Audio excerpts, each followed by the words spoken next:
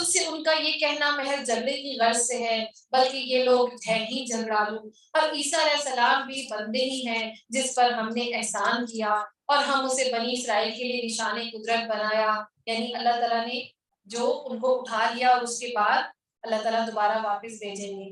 اور اگر ہم چاہتے تو تمہارے ابلیس فرشتے پیدا کرتے تھے جو زمین میں جانشینی کرتے، اور یقیناً عیسیٰ علیہ السلام قیامت کی علامت ہے، بس تم قیامت کے بارے میں شک نہ کرو، یعنی جب قیامت آنے لگی اس سے پہلے حضرت عیسیٰ علیہ السلام جو ہے وہ زمین پر آئیں گے، بس تم قیامت کے بارے میں شک نہ کرو اور میری تابعداری کرو، یہی سیدھی راہ ہے، اور شیطان تمہیں روک نہ دے، یقیناً وہ تمہارا سری دشمن ہے۔ اور جب عیسیٰ معجزے لائے تو کہا میں تمہارے پاس حکمت لایا ہوں، اور اس لیے آیا ہوں کہ جن بعض چیزوں میں تم اختلاف کرتے ہو انہیں واضح کر دوں، بس تم اللہ سے ڈرو اور میرا کہا مانو، میرا اور تمہارا رب اللہ ہی ہے، بس تم اسی کی عبادت کرو، اور یہی سیدھا راستہ ہے۔ پھر بنی اسرائیل کی جماعتوں نے آپس میں اختلاف کیا، بس ظالموں کے لیے خرابی ہے اور دکھ والے دن کی آفت ہے۔ یعنی آپ دیکھیں کہ بنی اسرائیل میں بھی فرقہ واریت آ گئی تھی، یہود اور نصارہ آپس میں جھگڑتے تھے، اور اسی طرح عیسائیوں نے آپس میں بھی کتنے زیادہ فرقے بنا لیے ہوئے، جس طرح بھی ہے نا کیتھولک ہیں اور باقی دوسرے جو، اب اسی طرح مسلمانوں نے بھی، حالانکہ ہیں تو ہم سب ایک ہی کتاب کے ماننے والے ہیں، لیکن ہم نے بھی آپس میں اختلاف شروع کر دیا ہے۔ بس ظالموں کے لیے خرابی ہے، دکھ والے دن کی آفت سے، یہ لوگ صرف قیامت کے دن منتظر ہیں، اور وہ اچانک ان پر آ پڑے اور خبر بھی نہ ہو، اور اس دن گہرے دوست بھی ایک دوسرے کے دشمن بن جائیں گے سوائے پرہیزگاروں کے۔ اور آپ دیکھیں یہ جو آخری جو پارہ ہے اس میں قیامت کا ذکر بہت زیادہ آئے گا، تو اللہ تعالیٰ ہم سب کو جو ہے نا وہ قیامت کی تیاری کرنے والا بنا دے اور ہمارے لیے وہاں پر آسانی پیدا کر دے۔ میرے بندو آج تم پر نہ تو کوئی خوف ہوگا اور نہ تم غمزدہ ہوگے، یعنی اللہ کے جو بندے ہوں گے اور جو ہماری آیتوں پر ایمان لائے اور تھے بھی مسلم، تم اور تمہاری بیویاں حشاش بشاش جنت میں چلے جاؤ، اور ان کی چاروں طرف سے سونے کی رکابیاں اور سونے کے گلاسوں کا دور چلایا جائے گا، اور ان کی جیب جس چیز کی خواہش کریں اور جس سے ان کی آنکھیں لذت پائیں، اللہم اجعلنا منہم، اللہ ہمیں بھی ان میں شامل فرما دے۔ اور اسی طرح کہا جاتا ہے کہ جنت میں تو یہ ساری چیزیں ہوں گی سونے کی اور چاندی کی، لیکن دنیا میں سونے اور چاندی کے برتنوں میں کھانا کھانے سے منع فرمایا ہے، اور وہ وہاں سب کچھ ہوگا اور تم اس میں ہمیشہ رہو گے، اور یہی وہ بہشت ہے کہ تم اپنے اعمال کے بدلے اس کے وارث بنائے گئے ہو۔ یعنی اللہ تعالیٰ جو جنت ہے وہ اعمال کے بدلے نہیں دے گا، بلکہ اللہ اپنی رحمت سے دے گا، اور یہاں تمہارے لیے بکثرت میوے ہیں جنہیں تم کھاتے رہو گے، بے شک گناہگار لوگ عذاب دوزخ میں ہمیشہ رہیں گے۔ اور آپ دیکھیں اگر آپ جنت کے میوے چننا چاہتے ہیں تو آپ کو کیا کرنا ہوگا؟ وہ حدیث میں آتا ہے نا کہ جو بندہ کسی بیمار کی عیادت کرتا ہے تو وہاں پہ جب تک بیٹھا رہتا ہے وہ ایسے ہے جیسے وہ جنت کے میوے کھا رہا ہو، تو ہمیں بھی مریض کی عیادت کرنی ہے۔ اور نبی صلی اللہ علیہ وسلم کا تقریباً جو آپ جب ان کی سیرت پڑھیں گے تو ڈیلی بیسس پہ وہ کسی نہ کسی کی عیادت کرنے جاتے تھے، یعنی مریض کی عیادت کا ایک بہت زیادہ اجر ہے، اور یہ عذاب کبھی بھی ان سے ہلکا نہ کیا جائے گا، اور وہ اسی میں مایوس پڑے رہیں گے، اور ہم نے ان پر ظلم نہیں کیا بلکہ یہ خود ہی ظالم تھے، اور پکار پکار کر کہیں گے۔ اور اسی طرح ہم یہاں پر بیٹھے ہیں تو یہ بھی علم کے لیے آتا ہے نا کہ دنیا میں بھی جنت کا ایک ٹکڑا ہے، اور وہ ٹکڑا کہاں ہے؟ جہاں پر قرآن پڑھا جاتا ہے اور علم کی باتیں ہوتی ہیں، تو ہم یہاں پہ جو ہے نا وہ اللہ کی رحمت ہے، اور ہم یہ ہمارے لیے جنت کا ٹکڑا ہے، یہاں پہ ہم جنت کے میوے اور اس کے پھل کھا رہے ہیں، اور یہ عذاب کبھی بھی ان سے ہلکا نہ کیا جائے گا، اور وہ اسی میں مایوس پڑے رہیں گے، اور ہم نے ان پر ظلم نہیں کیا بلکہ یہ خود ہی ظالم تھے، اور پکار پکار کر کہیں گے اے مالک، یعنی جو بنا دو یا مالک، یہ مالک جو ہے وہ جہنم کے داروغے کا نام ہے، ٹھیک ہے، تیرا رب ہمارا کام ہی تمام کر دے، وہ کہے گا تمہیں تو ہمیشہ رہنا ہے، یعنی جو جہنمی ہوں گے وہ چاہیں گے کہ ہمیں موت آ جائے تاکہ ہم سب ختم ہو جائے، تو اس پر جو ہے نا وہ مالک ان سے کہے گا کہ تم نے یہاں پہ ہمیشہ رہنا ہے، ہم تو تمہارے پاس حق لے کر آئے لیکن تم میں اکثر لوگ حق سے نفرت کرنے والے تھے، کیا انہوں نے کسی کام کا پختہ ارادہ کر لیا تو یقین مانو ہم بھی پختہ ارادہ کرنے والے ہیں، کیا ان کا خیال یہ ہے کہ ہم ان کی پوشیدہ باتوں کی اور ان کی سرگوشیوں کو نہیں سنتے، یقیناً ہم برابر سن رہے ہیں بلکہ ہمارے بھیجے ہوئے ان کے پاس ہی مل رہے ہیں، اور آپ کہہ دیجئے اگر بالفرض رحمان کی اولاد ہوتی تو سب سے پہلے میں اس کی عبادت کرنے والا ہوتا، یعنی اگر اللہ کی کوئی اولاد ہوتی تو نبی صلی اللہ علیہ وسلم اس کی سب سے پہلے عبادت کرتی، لیکن آپ دیکھیں کہ اگر یہ ایسے ہوتا تو جس طرح بادشاہ ہوتا ہے اس کے بعد اس کا اگر بیٹا وہ تخت پر آتا ہے تو وہ اپنے باپ کو ہی قتل کر دیتا ہے۔ ہمارے دور میں اسلامک ہسٹری کو آپ پڑھ کر دیکھیں تو جو ملکائیں تھی نا، جیسے بادشاہ کافی عورتوں سے شادی کر لیتے تھے تو ہر ملکہ چاہتی تھی کہ ہمارا بیٹا ہی تخت پر بیٹھے، تو کبھی کبھار وہ بادشاہ کو ہی مروا دیتی تھی۔ تو یہاں پہ اللہ کی ذات ایسی ہے کہ اس کا کوئی شریک نہیں ہے، ورنہ یہ جو اس طرح ہوتا تو ہر خدا چاہتا کہ میں جو ہوں اس کرسی پر بیٹھ جاؤں، تو اللہ کی ذات وہ وحدہ ہے، اور آسمان اور زمین اور عرش کا رب ہے جو کچھ یہ بیان کرتے ہیں اس سے بہت پاک ہے۔ اب آپ انہیں اسی بحث مباحثے اور کھیل کود میں چھوڑ دیجئے یہاں تک کہ انہیں اس دن سے سابقہ پڑ جائے جس کا یہ وعدہ کیے جاتے ہیں، یعنی جو قیامت ہے اس کا جو وعدہ ہے تو وہ ان کو آ پڑے گی۔ وہی آسمانوں میں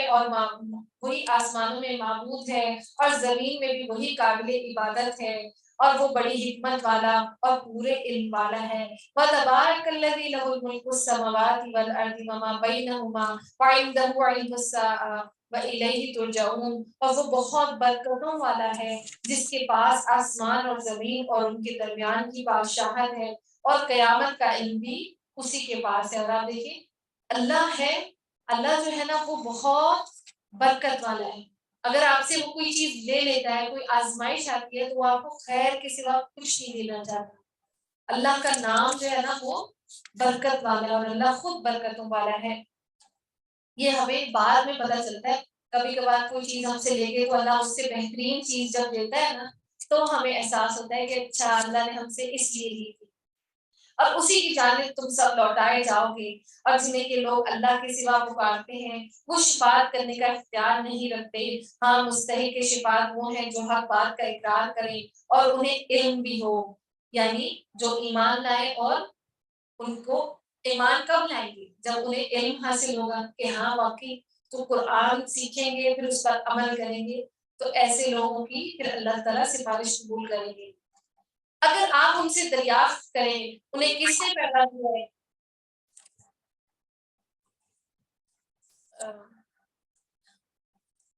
تو یقیناً یہ جواب دیں گے کہ اللہ نے، پھر یہ کہاں الٹائے جاتے ہیں اور اس کا پیغمبر کا یہ کہنا کہ اے میرے رب یقیناً وہ لوگ جو ایمان نہیں لاتے بس آپ ان سے منہ پھیر لیں اور انہیں سلام کہہ دیں، یعنی یہاں پہ جو سلام ہے فَاصْفَحْ عَنْهُمْ وَقُلْ سَلَامٌ فَسَوْفَ يَعْلَمُونَ، یعنی جس طرح ہم کہتے ہیں نا اللہ حافظ، کہ جو جھگڑا کرتے ہیں جو ایمان نہیں لاتے تو ان کو کہتے ہیں اچھا ٹھیک ہے السلام علیکم، یعنی سلام میں یہاں پہ جانے کی بات ہو رہی ہے، ٹھیک ہے، جیسے وہ جب قرآن میں آتے ہیں نا اس کا مفہوم یہ ہے کہ جب آپ جاہلوں سے ملیں اور اگر آپ ان سے بات جھگڑا کر رہے ہیں وہ لوگ آپس میں تو پھر آپ وہاں سے سلام کہہ کے گزر دو۔ سورہ دخان، بسم اللہ الرحمن الرحیم، حامیم والکتاب المبین انا انزلناہ فی لیلۃ مبارکۃ انا کنا منذرین، حامیم قسم ہے اس وضاحت والی کتاب کی، یقیناً قرآن کی اللہ تعالیٰ قسم کھا رہے ہیں، یقیناً ہم نے اسے بابرکت رات میں اتارا ہے اور بے شک ہم ڈرانے والے ہیں، یعنی بابرکت رات کون سی ہے؟ ماشاءاللہ لیلۃ القدر جو ہے وہ بابرکت ہے، اور آپ دیکھیں کہ یہ بابرکت اس لیے بھی ہے کیونکہ اس میں قرآن نازل ہو گیا، یہ تو سب سے بڑی برکت والی کتاب ہے، پھر اس کے بعد جو ہے وہ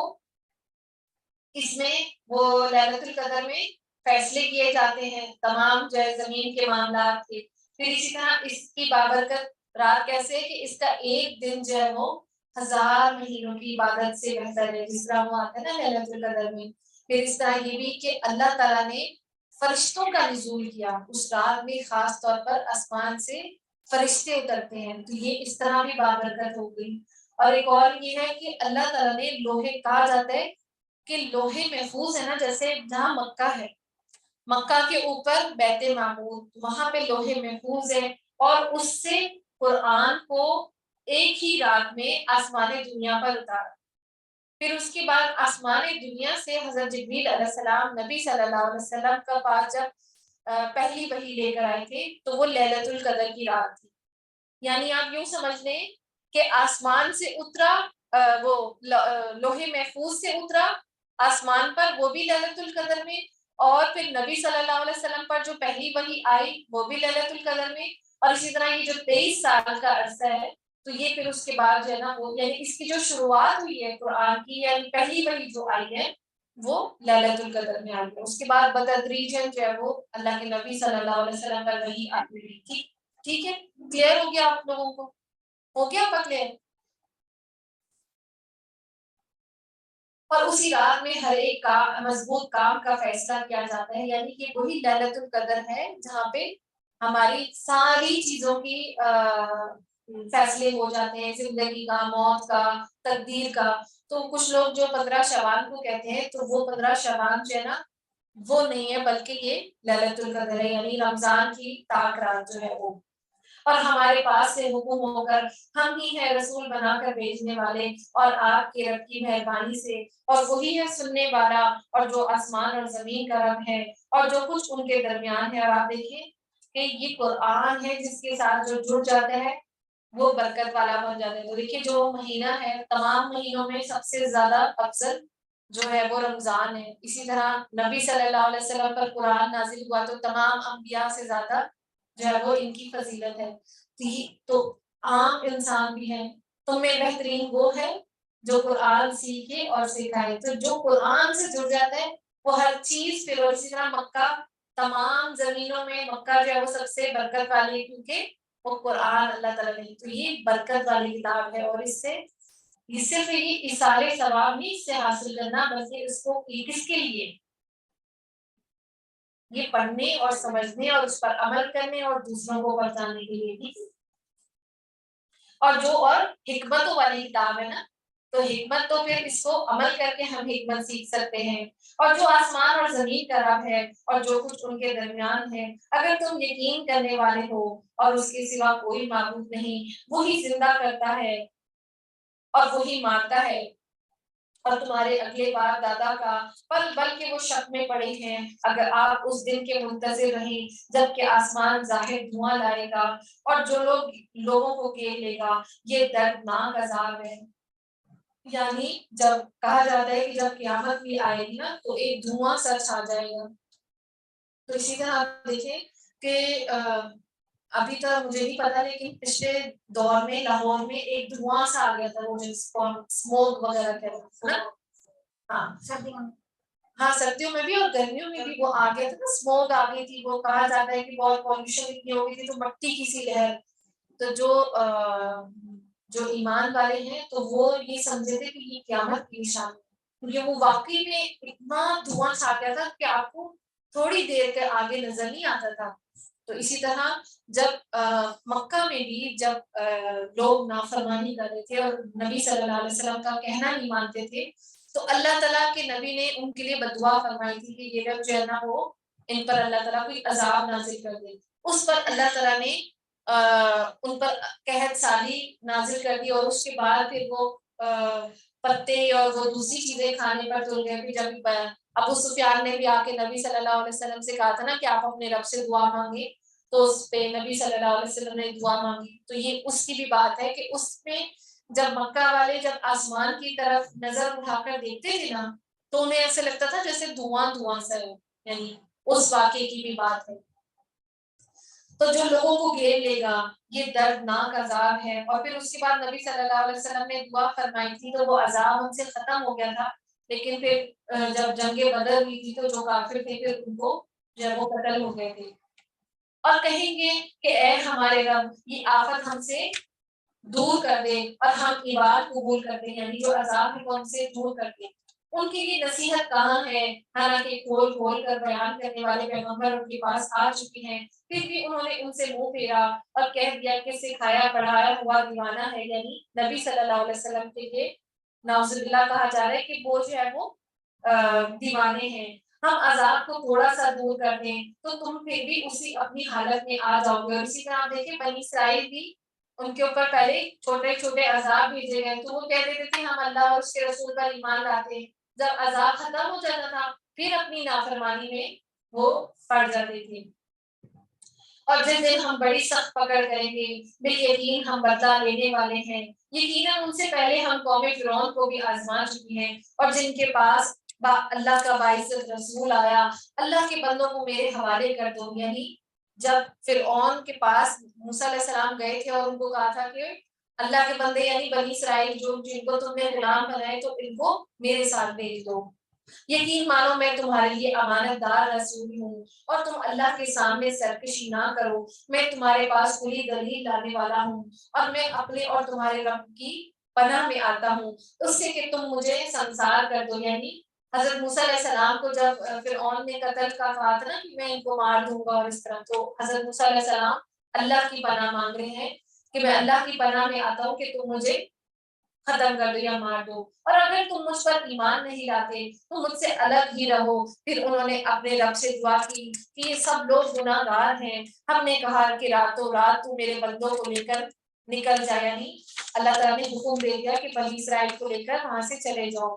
اب پیچھا کیا جائے گا تمہارا، تو دریا کو ساکن چھوڑ کر چلا جا، بلا شبہ یہ لشکر غرق کر دیے جائیں گے۔ اور وہ کتنے باغات اور چشمے چھوڑ گئے اور کھیتیاں اور راحت بخش ٹھکانے، یعنی جو قومیں فرعون تھی انہوں نے ساری جو ان کی آسائشیں تھی ان کے پیچھے رہ گئی، اور وہ آرام کی چیزوں جن میں عیش کر رہے تھے اس طرح ہو گیا، اور ہم نے ان سب چیزوں کا وارث دوسری قوموں کو بنا دیا، یعنی وہ جو چیزیں وہ چھوڑ گئے تھے، پھر اسی طرح یہ جو بعد میں جو نبی آئے، اور اسی طرح سلیمان علیہ السلام تو کہا جاتا ہے وہ مصر میں دوبارہ اللہ تعالیٰ نے قوم کو آباد کر دیا تھا، اور سو ان پر نہ تو آسمان اور زمین روئے اور نہ ہی وہ مہلت ملی۔ اور اسی طرح کہا جاتا ہے کہ جو نیک روح ہوتی ہے، نیک لوگ ہوتے ہیں تو ان کے لیے آسمان بھی روتا ہے اور اس کی مخلوق بھی ہوتی ہے، اور اسی طرح جو بری روح ہوتی ہے، برے لوگ ہوتے ہیں تو ان کے لیے جب وہ چلی جاتی ہے دنیا سے تو لوگ خوش ہو جاتے ہیں کہ یہ اچھا ہو یہاں سے چلے گئے۔ تو حدیث کا مفہوم ہے نا کہ ایک صحابی تھے تو ان کے لیے عرش پہ جو ہے نا وہ بھی ہل گیا تھا، مجھے ان کا نام یاد نہیں آ رہا، تو اللہ تعالیٰ جو ہے نا وہ آپا فرت آپا ہے وہ ہوتی تو ان کو نام بڑے یاد ہوتے ہیں، تو اگر یاد آ جائے گا نا تو پھر میں آپ کو بتاؤں گی۔ یعنی یہ معاملات ہیں کہ نیک روح ہوتی ہے نا تو اس کے لیے انسان بھی روتے ہیں اور فرشتے بھی روتے ہیں اور عرش بھی اس کا ہل جاتا ہے۔ اور بے شک ہم نے بنی اسرائیل کو رسوا کن عذاب سے نجات دی، اور اسی طرح یہ جو ہے نا یہ جو قومیں جو تباہ ہوئی تو ان کے لیے فرشتے بھی نہیں روئے اور آسمان بھی نہیں رویا، اور بے شک ہم نے بنی اسرائیل کو رسوا کن عذاب سے نجات دی، اور یعنی فرعون کے ظلم و ستم سے فی الواقعہ وہ سرکش اور حد سے گزر جانے والوں میں سے تھا، اور ہم نے دانستہ طور پر بنی اسرائیل کو دنیا جہان والوں پر فوقیت دی تھی، یعنی پہلے جو ہے نا وہ بنی اسرائیل آپ آیت نمبر 32 ہے سورہ الدخان کی، یعنی پہلے بنی اسرائیل کو اللہ تعالیٰ نے تمام قوموں پر فضیلت دی تھی، لیکن اب جو ہے وہ امت محمد میں ہے، ٹھیک ہے، اور ہم نے انہیں ایسی نشانیاں دی جن میں سری آزمائش تھی۔ یہ لوگ تو یہی کہتے ہیں کہ آخر یہ ہماری پہلی بار دنیا سے مر جانا اور ہم دوبارہ اٹھائے نہیں جائیں گے، اگر تم سچوں میں سے ہو تو ہمارے باپ دادوں کو لے آؤ، کیا یہ لوگ بہتر ہیں یا طبا کی قوم کے لوگ اور جو ان سے بھی پہلے تھے، یعنی طبا کی قوم کون سی ہے؟ اہم خیر ام قوم طبا، یعنی جو قوم سبا ہے انہی میں سے ایک قبیلے کا نام تھا طبا، ٹھیک ہے، اور جو ان سے پہلے یعنی جو قوم ہے قوم پھر ہود ہو گئی، یہ سارے جو لوگ ہیں اللہ تعالیٰ نے ان لوگوں کو ہلاک کر دیا۔ ہم نے ان سب کو ہلاک کر دیا، یقیناً وہ گناہگار تھے۔ ہم نے زمین اور آسمان اور ان کے درمیان کی چیزوں کو کھیل کے طور پر پیدا نہیں کیا، بلکہ ہم نے انہیں درست تدبیر کے ساتھ پیدا کیا ہے، لیکن ان میں اکثر لوگ نہیں جانتے۔ یقیناً فیصلے کا دن ان سب کا طے شدہ ہے، اور اس دن کوئی دوست کسی دوست کے کچھ بھی کام نہ آئے گا، اور ان کی امداد نہیں کی جائے گی، مگر جس پر اللہ کی مہربانی ہو جائے وہ بڑا زبردست اور خوب رحم کرنے والا ہے۔ اِنَّ شجرۃ الزقوم طعام الاسیم، بے شک تھور کا درخت گناہگار کا کھانا ہے، یعنی جو زقوم کا جو درخت ہے وہ جہنمیوں کا کھانا ہے، جو مثل